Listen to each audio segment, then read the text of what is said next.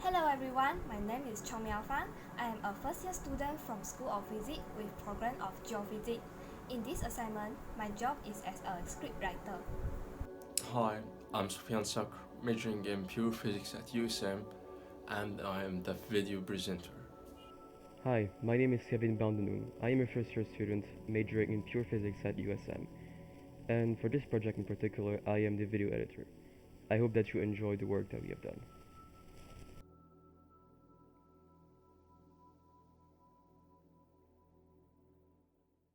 Please welcome Mr. Matt.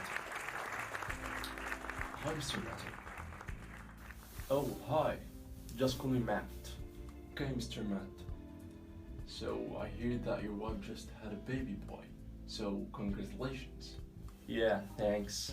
But the baby's name was a bit weird. Actually, you named him Anti. Yup, he's Anti, or the full name is Antimatter. So why did you choose this name, Mr. Weirdo? Actually, he is the reason, not me, because he has some strange behaviors. Could you explain more? Okay, but after the intro. Bring the intro.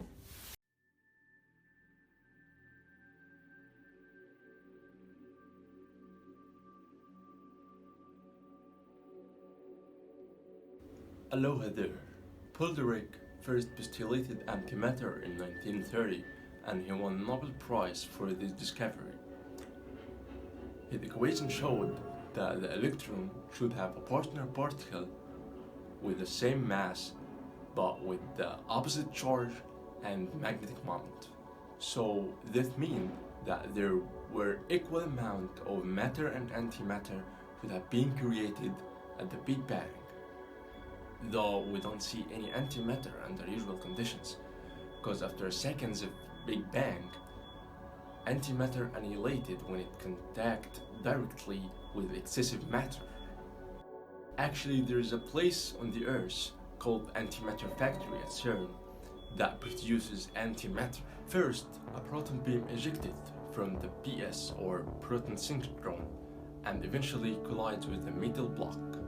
These collisions create some secondary particles, including antiproton. We cannot directly observe these antiprotons because they have different energies and move randomly in high-speed directions.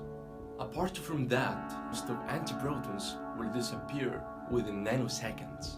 So we need a decelerator to slow them down, turning them to low-energy beams that can be used to produce antimatter. Anti-Proton Decelerator, or so-called AD, is a ring composed of bending and focusing magnets that keep the antiprotons on the same track. The ring can be said that is a giant electromagnet. An electromagnet is a type of magnet in which the magnetic field created by electric field according to Ampere's law. It usually consists of wire wound into a coil. To create a strong magnetic field, the wires needed to be coiled with many turns side by side.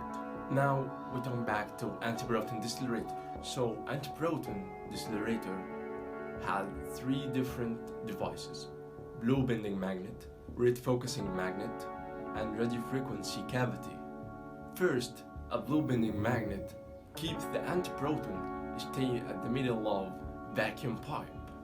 They are typically at the corners of the ring, and turn the beam by kicking it as well. The red focusing magnet adjusts the antiproton size to be smaller than the vacuum pipe's size and focuses it along the track. The spread of antiproton's energy and the deviation from their path is reduced by a technique called stochastic cooling. Next, a strong electric field in the radio frequency cavity slows down antiprotons. We all know that when we accelerate electrons, they will deflect from the original path. So when we decelerate antiprotons, the same situation happens. When the antiprotons passing through the first grounded electrode, they experience a radial force to deflect them away from the optical axis. In the middle part, which is called drift tube, the intensity of the radial components of the field increases with the distance from the optical axis. Therefore, it can further decelerate the antiprotons. Upon the end of the drift tube, the radial electric field and the force of anti-proton deceleration lead to a point of convergence, which is called focal point. Since the speed of antiprotons in the drift tube is low enough, the outside force of the electric field can refocus the beam while existing in the drift tube. Now I'll use the term momentum in electric volts divided by speed of light to explain antiproton deceleration. By interspersing the beam with more cooling, the antiprotons first slow down from 3.57 gigaelectronvolt to 2 gigaelectronvolt using a radio frequency electric field. The electron cooling starts once it is slowed down to 3 million electron volt. A thick, cool cloud of electrons travels in the same direction with the antiprotons, cooling them further. Antiprotons subjected to several cooling cycles and deceleration in this ring until they slow down to a tenth of light speed with 5.3 mega electron volt energy.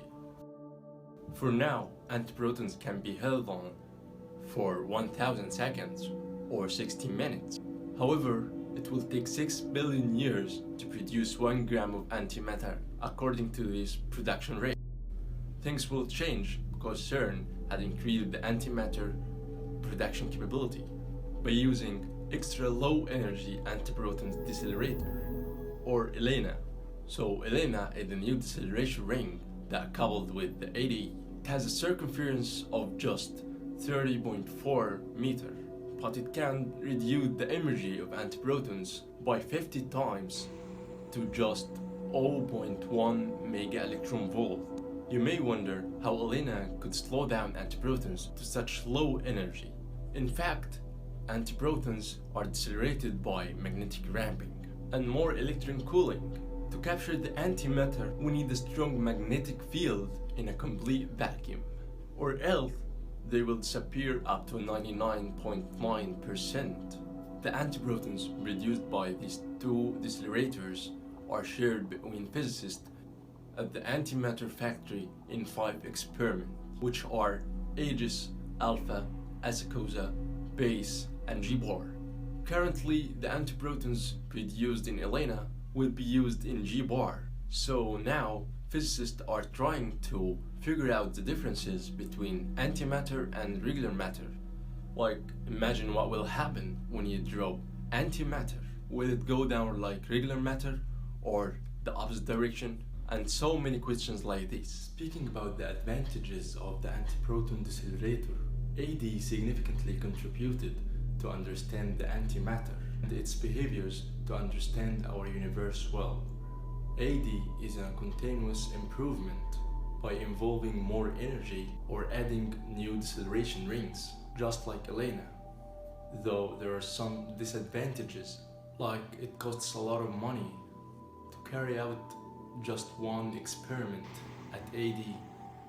So to sum up, the Antiproton Decelerator, or AD, is the most effective tool in the world to decelerate antimatter to allow physicists to explore this whole new kind of matter for a better understanding of the universe. So now you know that he is the weirdo. Yeah, it's really interesting. Thanks, Mr. Matt. Okay, peace out.